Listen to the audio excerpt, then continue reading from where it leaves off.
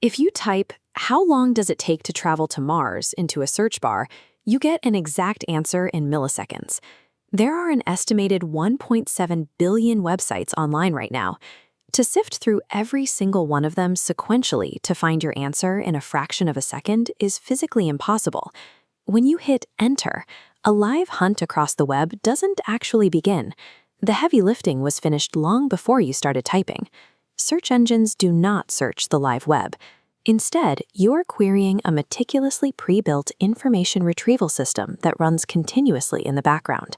It starts with data collection. Search engines deploy crawlers or spiders, not bugs, but massive physical arrays of dedicated computers tasked with downloading the internet. These automated programs discover content by simply following hyperlinks. They grab a page, read the text, and follow every link on that page to jump to the next, mapping the terrain as they go. Website owners can actually steer this collection process. By uploading sitemaps or creating simple robots.txt files, they give the crawlers explicit permissions, dictating which pages to review and optimizing their site's overall crawl budget. Crawling successfully hoards the internet's raw material, but a mountain of raw, unstructured text is useless if you want to search it instantly. If the system had to scan through billions of collected pages line by line to find a specific keyword, your search would take days to process. This table shows a simplified inverted index. Think of it like a textbook index, flipping the data structure inside out. Instead of listing documents and their words, the system lists every important keyword, immediately pointing back to the specific URLs that contain that word.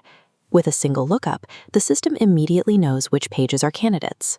The inverted index is the exact engineering solution that turns the chaotic noise of the internet into an instantly queryable database. Even with an inverted index, a simple query might match millions of different pages. The system has to calculate which one is the most authoritative. Early search engineers solved this by treating inbound links like quantifiable votes of trust. If a lot of highly trusted websites link to a specific page, the algorithm assumes that page is a reliable source. This dynamic graph demonstrates relevant scoring. It calculates the inverse relationship between term frequency, rewarding a page that heavily repeats your search term, and document frequency, which penalizes words so common they become meaningless noise. This balance pinpoints the true subject. Modern systems layer artificial intelligence and machine learning over this math to grasp semantic context. They understand that a fast pitcher is an athlete throwing a baseball, while a large pitcher belongs in your kitchen.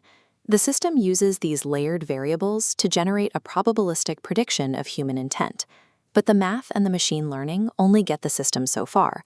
The final, most crucial variable in determining rank is the live behavior of the human user. Every time you click a link, quickly bounce back to the search page, or spend 10 minutes reading an article, you generate engagement metrics. This acts as a real-time, crowdsourced fact-checker, forcing the algorithms to adjust their results based on what people actually find useful. This comparison table outlines the differences between deterministic data retrieval and the probabilistic model used for information retrieval. Because human language is fluid and messy, a true information retrieval system must tolerate small typos and semantic ambiguity to function. The internet is a living ecosystem. Search engines act as the indivisible infrastructure, constantly evolving to turn infinite noise into actionable human knowledge.